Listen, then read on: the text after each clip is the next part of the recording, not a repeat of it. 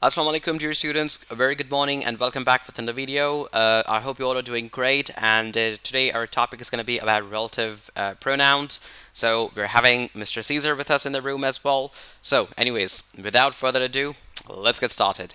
So, dear students, as we studied in the classroom, that the relative pronouns help us to understand more about nouns, about the noun phrase. It adds more information in our sentences, right? And having said that, I also told you about the independent and dependent sentences. However, the independent and dependent sentences are not something, let's say, connected to, directly to this topic, but let's say indirectly they are connected. For example, a relative pronoun helps to add a dependent clause to the independent clause. For example, uh, I will visit Islamabad to my friend. I will visit Islamabad to my friend. Now, technically, this is a independent clause. It's an independent sentence, I can say. It can have its own meaning as well. But let's say if I want to tell something more about this friend who is living in Islamabad, so I would need to add something more in the sentence. And when I need to actually add something more in the sentence, when I need to add more in the sentence, so at that time, I will be using the devices of relative pronouns.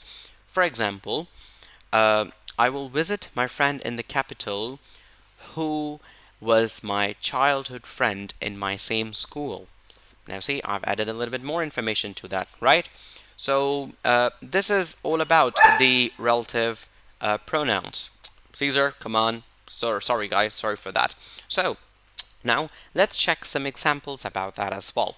Now, this is a really good website. It's a really good article. You can get a really good information from here as well. Now, for example, we have some list of some relative pronouns as well. For example, number one, who, then whom, then which, and then we have what. And then in the hand that we have that. You can add the relative pronoun where as well to describe a location as well of a person or a place. For example, who. Now this refers to a person as the verb's subject, alright? So let's not confuse yourself with the verb subject, but understand that this uses with the person. And whom again is used for a person, then which refers to animal or thing. What refers to a non-living thing. Yet again, we can also say a thing. And that refers to a person, animal, or a thing. Now, let me show you some examples of the relative pronouns. So, let's get started. Now, for that, what we're going to be doing is that we're going to be typing relative pronoun with examples. Now, dear students, here are some examples that I want to share regarding to the relative pronouns and their usage as well. Now, for example, take an example of this first sentence. He can tell who is the quietest. Now, I'm pointing out a person, whoever is sitting in the room, in the first person, that he can tell who is quietest, okay? So, for example, if I'm entering in the classroom and someone is asking me that who to trust in this classroom, so I can point out at some student that, all right, he can tell who is the quietest, okay? I'm trying to add some more information about that, okay? Then the second example can be the first person to die is the one who has never been sick. Who has never been sick? So I'm actually telling, though it's a really dark sentence, but let's consider that for the example purpose. So the first person to die is the one who has never been sick. See, it's been used as a conjunction over here as well, and I'm using it, let's say, to tell more about the first noun. Those. Now, for example, those are a kind of a pronoun here. Those, okay? Those who help themselves are blessed by gods. By God, sorry, not gods. Those who help themselves are blessed by gods.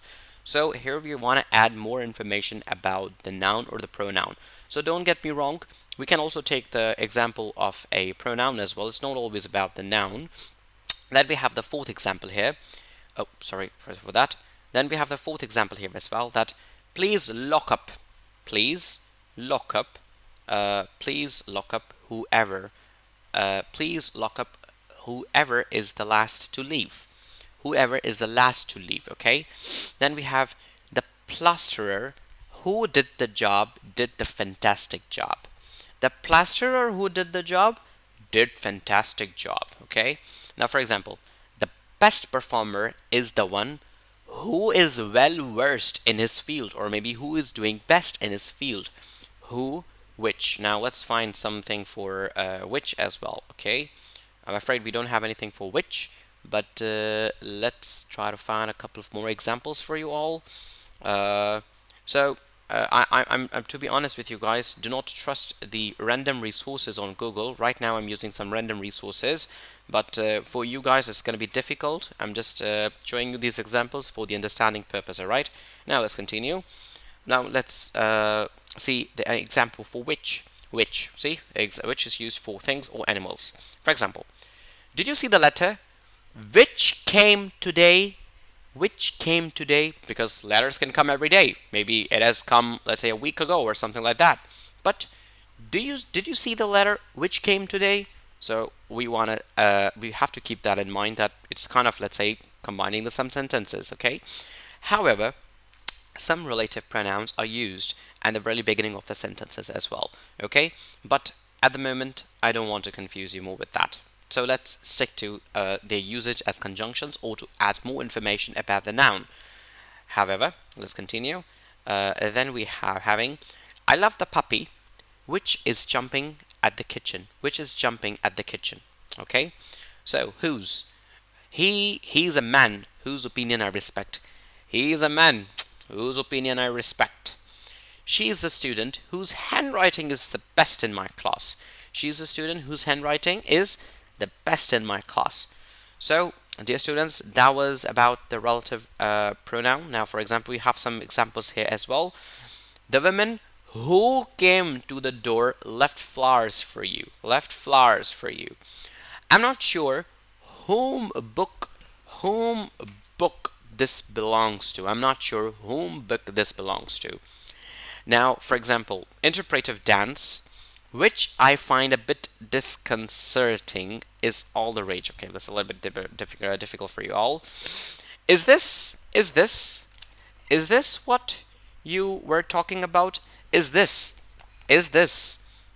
what you were talking about? See, adding a little bit more information about that. Now, for example, then we have, she finally visited the coffee shop, and that had such great reviews. And that had such great reviews. And that had some such great reviews. So, she finally visited the coffee shop. Now, because I started my conversation by telling you about the relative pronoun and by the independent and dependent clauses, if you remember in the class lecture. So let's try to understand from here.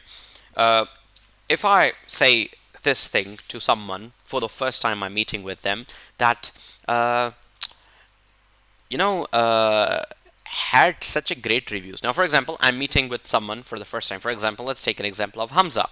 I'm meeting Hamza for the first time, and after Assalamu alaikum Hamza, I'm saying Hamza that such a great reviews.